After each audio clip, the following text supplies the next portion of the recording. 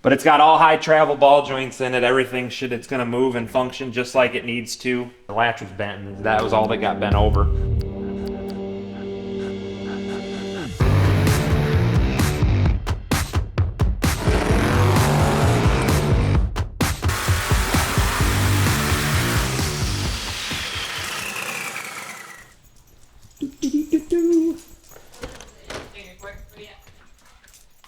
Nate, I know you're not actually doing anything like normal. So go down to Kozlik's. He's got pretty good progress on Splinter. Go check it out, film it, video it, make a thing. I don't have time to do it. Okay, that sounds good.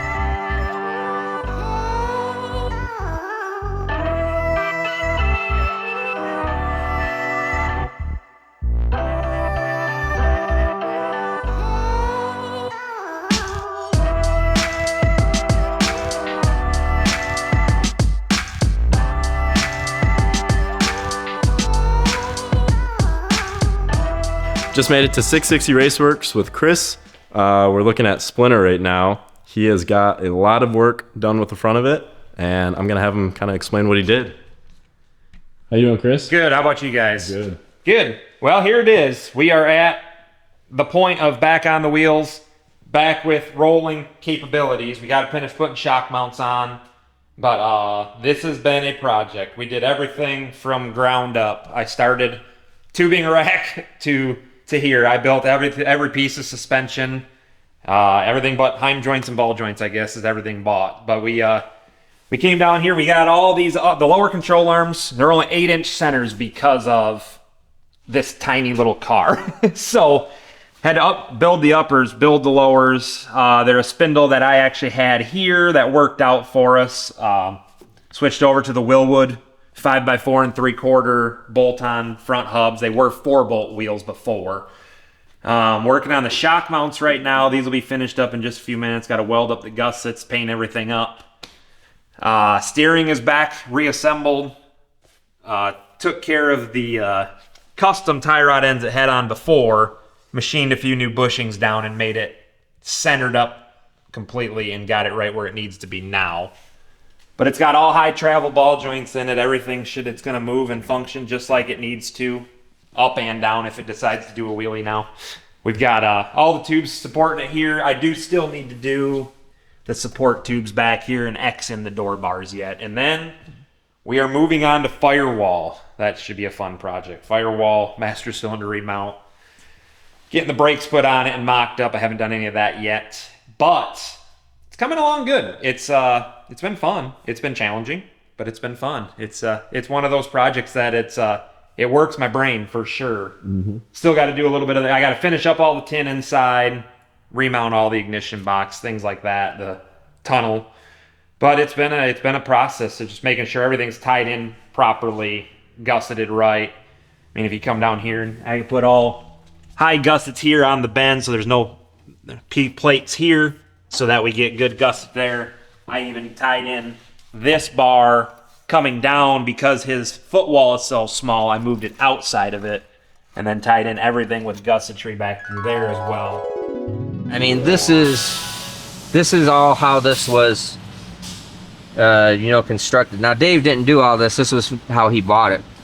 But I did the minimal amount that we had to, cleaned up some stuff, put a mid plate in it, did some things to try to tidy it up and make it a little bit nicer, because he doesn't want it to be like a 10-second car or anything. He just wants it to be something for his wife to drive, and she loves the car. So but you can see that this, when I get on the other side here, that this is the stock frame rail, stock cross member that got added into to put a rack in it, and it's kind of all jacked up.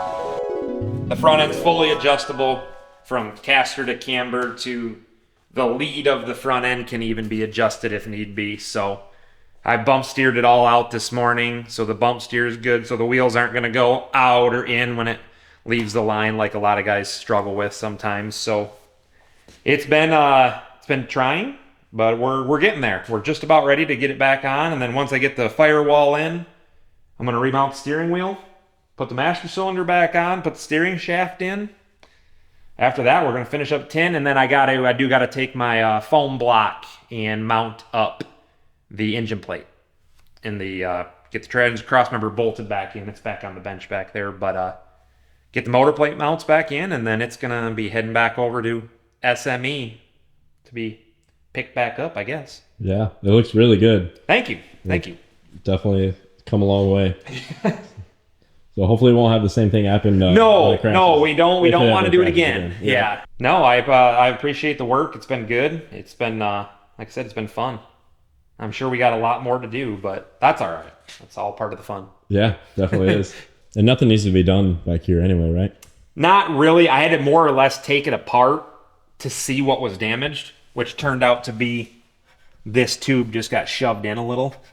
So all I had to do was bust the rivets loose and push this back, and then cleaning everything up. I mean, I basically pulled all the rivets loose to check everything because it looked like it got pushed over, but actually what it ended up being was the trunk latch was bent.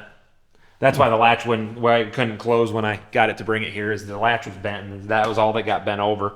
The bolts were loose, and it must have just went wink. So once we straightened all that out, everything was good to go.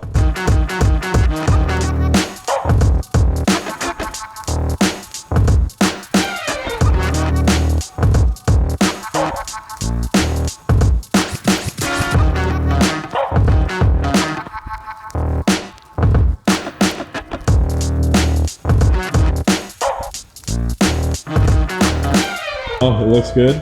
So thank you, Chris. Absolutely. Appreciate it. Thank you guys. And we will see you hopefully when it's done. Yeah, we'll be in touch for sure very soon. All right. Thanks. Thanks, man. So you saw that at 660 Raceworks. I'll put the little link here and in the description. Here's their logo. He does some amazing work. He's helped out with other projects. The seat, I'll put a link up here for that video of in the wagon. I'm gonna head back to the shop, see what Steve's up to, and close this out. About time. All right. So, you got video?